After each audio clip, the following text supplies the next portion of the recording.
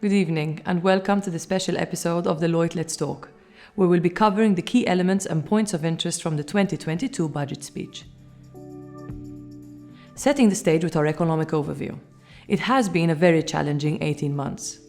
The outlook for 2022, as expected, remains conditioned by the unavoidable challenges of COVID-19, as Malta, not to mention the rest of the world, looks to get back on its feet. Although the government is predicting economic growth of 6% in the coming financial year, the recovery of Malta's tourism sector is likely to take longer than that and will be heavily dependent on the apprehension to travel of prospective tourists worldwide.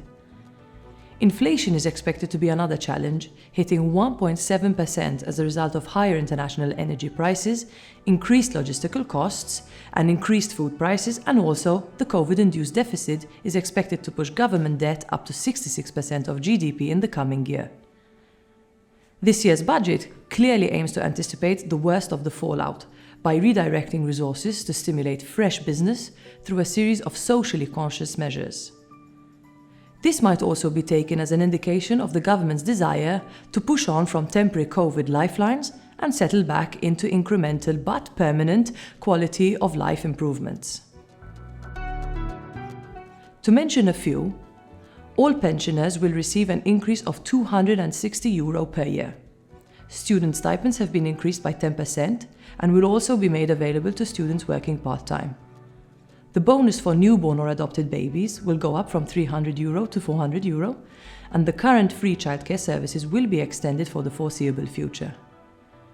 Another measure of very considerable social and infrastructural impact is the government's commitment to introduce free public transport for all residents as from 1st October 2022.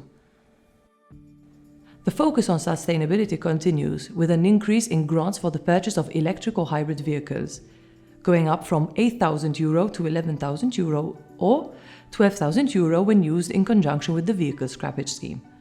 Also, 1,200 new charging ports are to be installed across the country.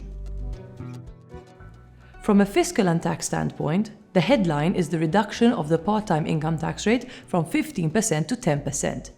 There will be effective tax reductions for those with basic salaries under €20,000, a COLA increase of €1.75 weekly, and the existing in-work benefit scheme has been extended to cover more families with working parents.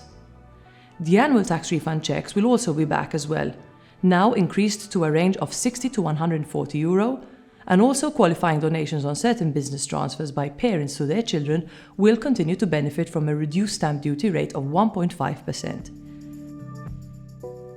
There was also space for property-related measures.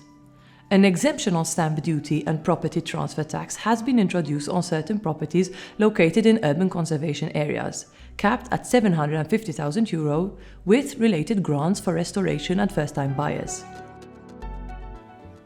Other culturally relevant measures include the allocation of new green spaces, a €20 million investment on afforestation, and a vote of confidence in the Maltese sporting sector with the development of a new Olympic-sized swimming pool, new gymnastic and rowing facilities, and also a new motor track.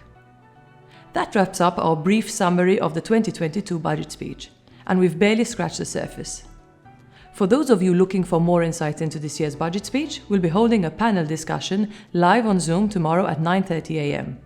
To register, please click on the link below. All that's left is to thank you for joining the Deloitte Malta team on Budget Night, and we look forward to seeing you again tomorrow at 9:30 a.m.